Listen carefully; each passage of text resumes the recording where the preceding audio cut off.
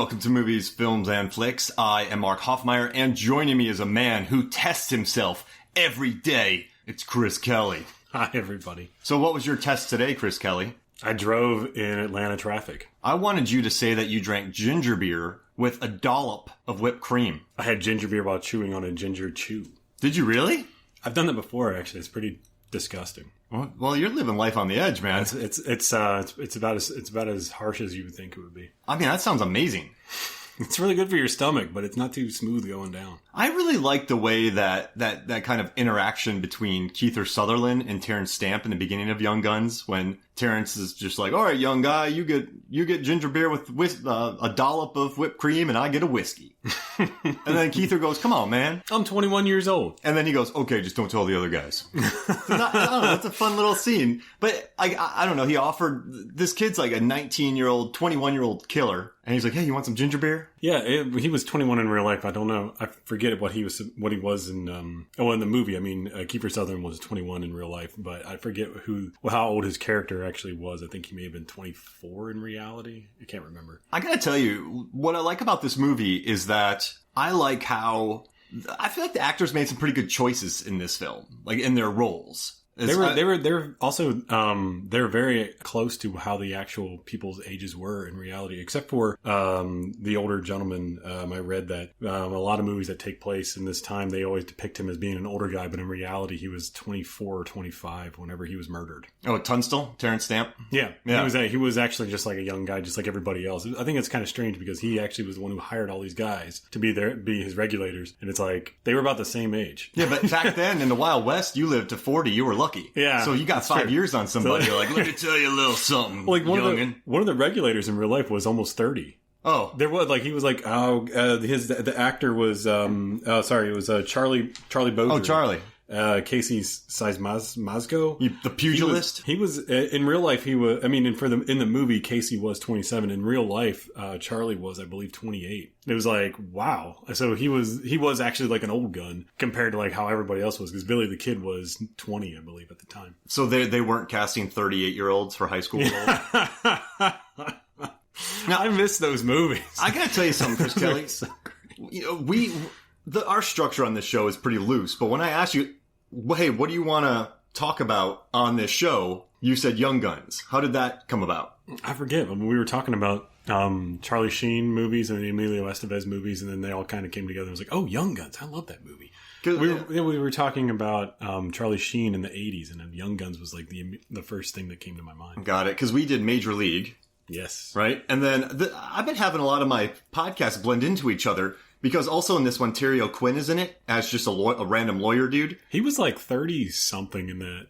He was not a very old guy, but like he's like permanently always looked like he was in his mid-40s. He played Lawyer Alex, and we just did The Rocketeer. He has like the Tom Berenger disease where he looked like he was 40, and then when he turns 40, he looks like he's 20. Yeah. It's like, how did that happen?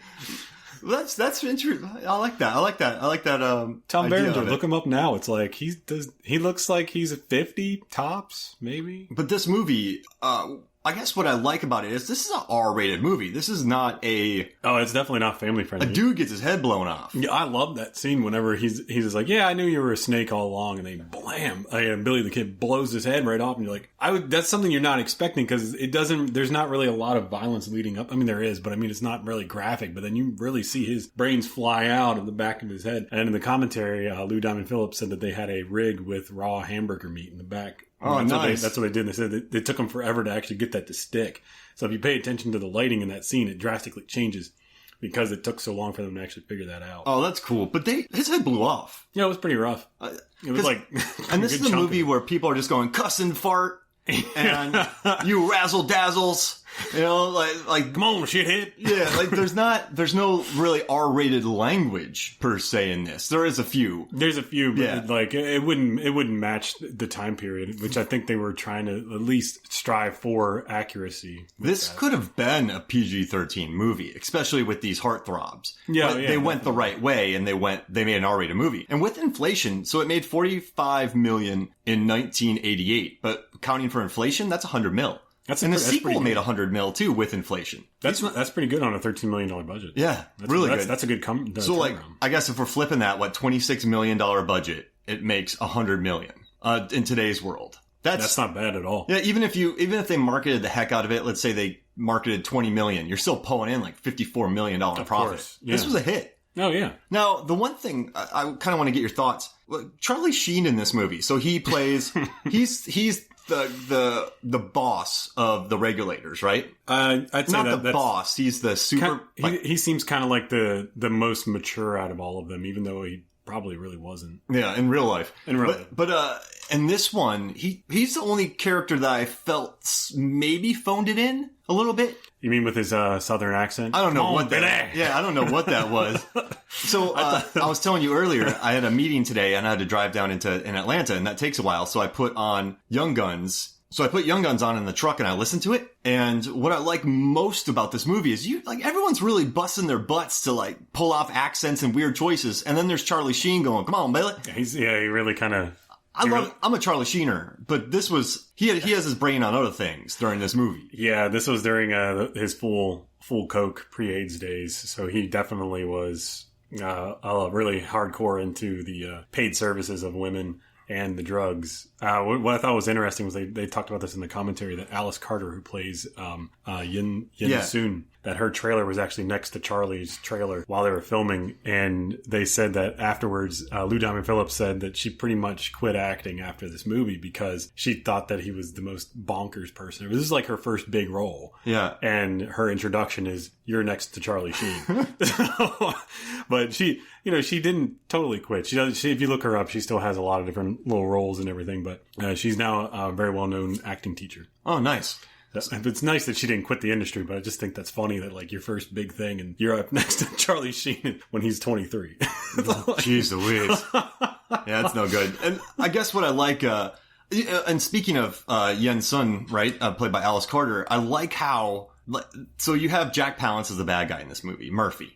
Something that we've always wanted was Jack Palance as a bad guy. He's so good. He's so slimy. I love him in everything. But what's crazy is they go out of their way to make him the worst human being on the planet. So he goes and he kills Terrence Stamp Tunstall. And then it turns out that Chavez, his family was delivered horrible meat from Murphy. So this is about two dueling cattle barons who want to get contracts for New Mexico, right, with their meat. And so I guess Terrence Stamp said horrible meat to the the Chavez's tribe, and they went to complain about it, and they all got their heads stomped in.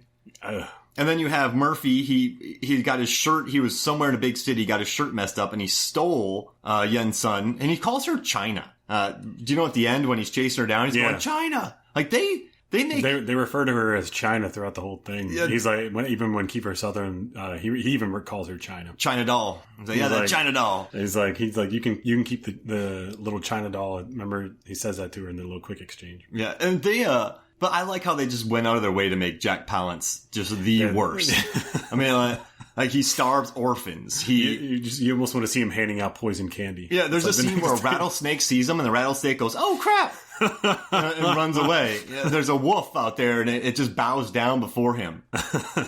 Oh man! Oh shit, son! It's Jack Palance. One arm push-ups. City Slickers. The same guy who shot this movie also shot City Slickers, by the way. He also shot Mad Max. Mad Max 2, Beyond Thunderdome, Cocktail, Dances with Wolves is what he won an Oscar for. And then he went on to do, which I think is great. I would love to work on every Adam Sandler movie, but he did The Do-Over, Sandy Wexler, Ridiculous Six. He worked on Chuck and Larry. He went on Last Witch Hunter. He did Razorback. He did The Cowboy Way. He did Woody and Charlie Kiefer Sutherland. Yeah. And then Heartbreakers. I like that movie. That was a good one, too. And then Waterworld. Gene Hackman in Heartbreakers. Oh, my God. He's like on the verge of death. Oh, I love that. Ray Liotta shooting fish. But we were sold. Like, this guy he did Maleficent. I mean, he's definitely very accomplished cinematographer. Came out of Australia. I kind of like that. Shot Razorback. And then the production designer I thought was really interesting, too. So she started off, right, doing movies like Raising Arizona and Young Guns. And then she moved on to Made in Manhattan, Flight of the Conchords thing. Mona Lisa Smile, When Harry Met Sally, Hitch, Set It Up. But she went from doing Devil's Own, Raising Arizona, Young Guns, to every rom-com ever filmed in New York. Do you think maybe she did that because it feels like it might have been a little easier? Because doing this, I mean, that's a lot bigger than, say, shooting in a city because you kind of know what you're going to get. She kind of stopped doing period pieces, just Made in Manhattan, When Harry Met Sally, Hitch. She just stopped. It's interesting, right? I get, yeah, that's Get me out of here. That's probably what happened. She's probably like, no, you know what I'm going to do? I'm going to see what Will Smith's going to be doing. Yeah. Romantic comedies for the next 10 years. Cool. Also, the director, he did the classic Gone Fishing. Yeah, I love that movie too. Remember when Joe Pesci orders the wine? He's like, "There's the full glass right here." He's like, "I'm a big boy. I can drink the whole thing." And they pour out more of it, and it's the most sour thing he's ever had. I don't remember anything from that movie. That movie's awesome. I like movies. Normally, I like movies where Danny Glover is near a boat. Lethal Weapon. He's kind of doing that stuff. But in this Gone Fishing, I don't remember much from it. But he also did The Next Karate Kid and The Amazing Panda Adventure. Oh. Yeah. No, that's a classic right there. Oh, Amazing Panda. That's amazing. Well, it's got pandas. And then the writer, John Fusco, I love how he went on to do Highwaymen, which is on Netflix. I love that movie. Dude, it's good. That's an amazing movie. They talk about him in the commentary for this. The commentary was done before the Highwaymen, but John Fusco, he's very much a nut about history, that he'll do research forever and ever. So they said that in the commentary for Young Guns that it's about as close as you're going to get to how it was in the actual shootout and everything. Except for in the actual shootout, they make a reference to how many people were in there at the end, where there was only you only see the regulators. The young gun. Just like the young Mount up. Warren G. They got I got an interesting thing to say about that. But that they say Murphy says, how many guys are in there? I said, I don't know, about 30. In reality, there was 30 guys in there. Oh, there was? That's the reason why they put that line in there. But in the commentary, they said that if they did actually have 30 guys in there and they were battling back and forth, people would get... Yeah. And you'd lose track of who's who. That's so many. That's a lot of guys to be sitting there shooting back and forth, and then you go, well, who are we going to focus on? That's why when you see movies with shootouts, you usually don't focus on like 4 or 5 guys. Cause open range. Costner and Duvall against a bunch of henchmen. Right? Yeah, you lose track of all the henchmen. Yeah. So you don't know who you're shooting at. Was going to say, then you brought up, regulators, mount up. Warren G. The song Regulate, which I found was extremely interesting, was they talked about this in the commentary. Lou Diamond Phillips says to Casey, because it's Casey who says all those lines, you can't be a geek off the street. Got to earn your keep. If you know what I mean. Easy with the stealing. So he says that, he asks, Lou Diamond Phillips says, did you ever get any money for that? And Casey has no idea what he's talking about. I don't know if he's joking, but he's like, I've never heard of that song. What? He's never heard. That's what he says. He says that. Well, I mean, if it makes sense, because he would have been, let's see. He would have been about 36 when that song came out. That song was everywhere. But you gotta imagine if he was like, so he would have been around our age when that song came out. So at the time when there is no internet, and even though it was on the radio all the time. Yeah, but I mean, how often would you have listened to that? You probably would have your core group of like cassette tapes that you probably listened to, or CDs. I imagine. I mean, you got to think about it as like a 30. Yeah. Oh, from his point of view. From his point of view, he would have been like in his mid 30s when that song came out. He was crushing some like Nirvana. Because 92. Well, this was 88. But that song didn't come out till 3 years later. It was like 94 when that song came out. Yeah. 93, 94. So he would have been like around my age. So it's kind of like if somebody took a sound bite from something that I did and put it in a song, and it was like, I maybe never have heard of it. I have a hard time believing, though, no one messaged him, though. I find it extremely difficult that no one shot him a text. One of his buddy, was like, regular. Yeah, exactly. Someone told him. He's goofing. It has to be, but in the commentary, he sounds like he's dead serious. He's like, I'd never heard the song before. And he's pulling. He's doing a bit. I don't know. Maybe he's into classic rock. I go again on my own. For all we know, he's like thumping Led Zeppelin or the Shags or something. I don't know. Ooh. That's a throwback. The Specials. I was a big fan of the Specials. Yeah, you're a big fan of the Specials? Yeah, they're good. Yeah, they're not bad. They're very bad. They're pretty special. I almost avoided that. How about Rancid? They're a good band, too. Oh, yeah. I follow them on Instagram. They should be in Atlanta like in a couple of months. Nice. So this movie, I read a review, and they said it's a very Deanish, sensitive, delinquent melodrama disguised for no good reason as a Western. Now,